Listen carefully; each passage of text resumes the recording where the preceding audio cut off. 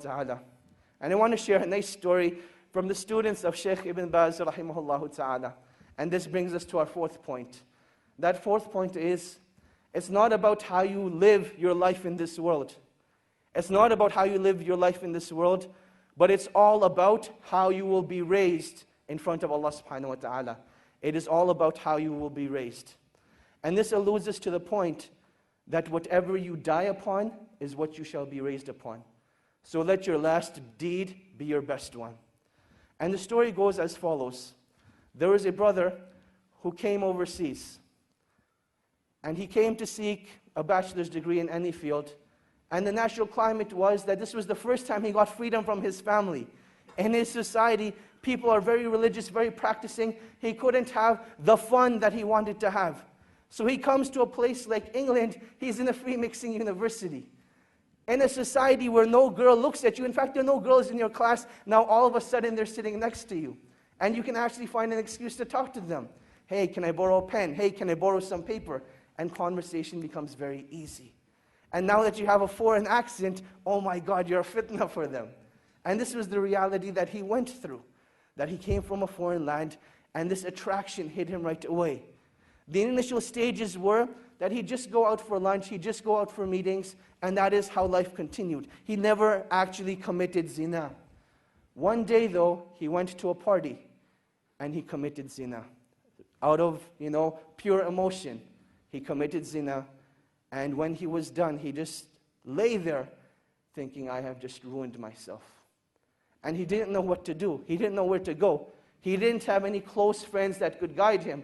He knew that the only place that this guidance that he had known was back in his hometown. He booked a ticket back to Saudi Arabia where he was from. And on his way, he had a stopover in the country of Qatar. While he's in Qatar, he goes to the musalla and he's just crying. And you'll see that this is one of the most awkward situations that you'll have. You can think about when you're with people and there's this awkward silence, and it's really weird. What do you do in that situation? What becomes even more awkward is when you see a grown man crying like a baby. He's crying like a baby. What do you do in that situation? One of the students of Shaykh Ibn Baz rahimahullah, he saw this man. And he goes up to this man and says, oh man, why are you crying? What's wrong? And he explains to him the situation, that I committed zina and I've destroyed myself. And the only way I can get rid of this pain is if I go back and have the hudud implemented on me. This is the only way I will be purified. The student calms the man down and he says, look, don't do anything rash. Let's go back to Riyadh together and we'll deal with the situation. They head back to Riyadh and the man is still crying throughout the whole journey. He feels really bad for what he has done. The student says, look, we've arrived in Riyadh. Go spend the night at home. I will call you in the morning. Just make sure you don't do anything. Don't do anything. Just wait till I call you. The next morning, the student calls Shaykh bin Baz and he asks Shaykh bin Baz, rahimahullah, ya Shaykh, this is what happened. I met this man, he committed zina, and he feels that the only way he can be purified is if he has the hudud implemented on him. Shaykh bin Baz says, tell this man not to turn himself in, but rather, the sin has been hidden from the people, continue to hide it. Rather, seek forgiveness from Allah subhanahu wa ta'ala and turn yourself to the Quran. Let Allah subhanahu wa ta'ala be your guide. So this is what the Shaykh says to the student. The student calls this man up. Let's give him a name now. His name was Ahmad. He tells Ahmad, look, the Shaykh says, don't turn yourself in. Death is the easy way out. This pain and suffering will not be taken away from that act. And Allah subhanahu wa ta'ala does not want this from you. But rather Allah subhanahu wa ta'ala wants you to rectify your ways, turn back to Allah subhanahu wa ta'ala, and that is when that pain and suffering will be taken away. That is what Ahmad decides to do. A couple of days go by, he starts reading the Quran, he starts praying in the masjid, and he says that I've never missed a single salah in the masjid since that event took place. This continues for about 2 weeks. Now this student, he disappeared from the life of Ahmad. There was no contact between him. And then one day, he notices that he has a missed call from Ahmad. He says, later on, I'll give him a call. Another couple of days go by, and Ahmad's house is calling now. His home number is showing up on the Shaykh's phone 5, 6 times. The student calls the house back and he says, "Assalamu alaikum, how are you guys doing? What's going on?"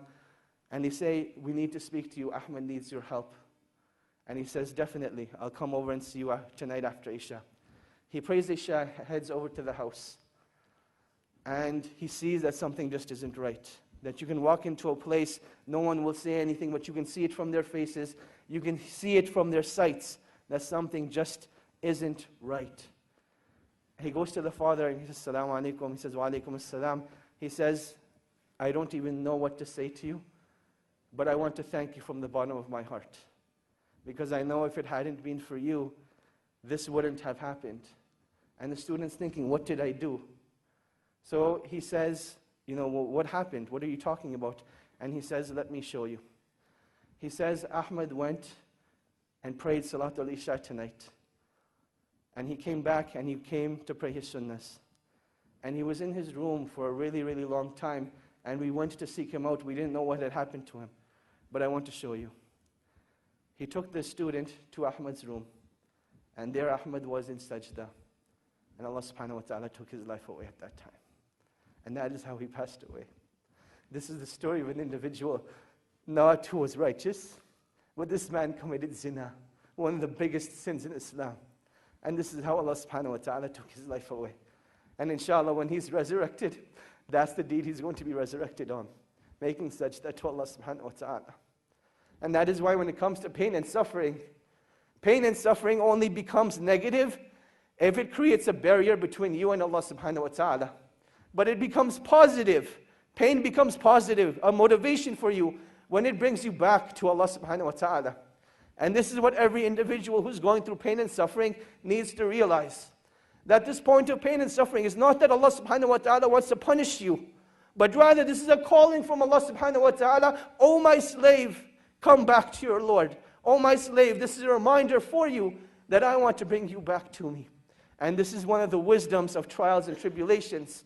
That while we call each other on the phone, while we text message each other, the calling of Allah subhanahu wa ta'ala comes through trials and tribulations.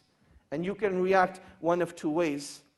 Either you can deal with the pain at that moment and decide to get closer to Allah subhanahu wa ta'ala. Or you can decide to just restrict that pain to yourself, not do anything about it, and then you'll see what it does to your deen. And this is the last stage of the cycle of isolation. That once you're isolated, you will see that eventually your deen starts to disappear. The content of your salah, the khushu in your salah, it disappears. Your ability to recite the Quran is no longer there. Your ability to fast during the day, it gets taken away. What did you do differently? What you did differently was you gave yourself into shaitan. And shaitan's promise is that he will lead you astray. He will lead you away from the path of Allah subhanahu wa ta'ala. So in times of trials and tribulation, you need to seek out the believers. You need to seek out the righteous and let them be your guide and help to Allah subhanahu wa ta'ala. Point number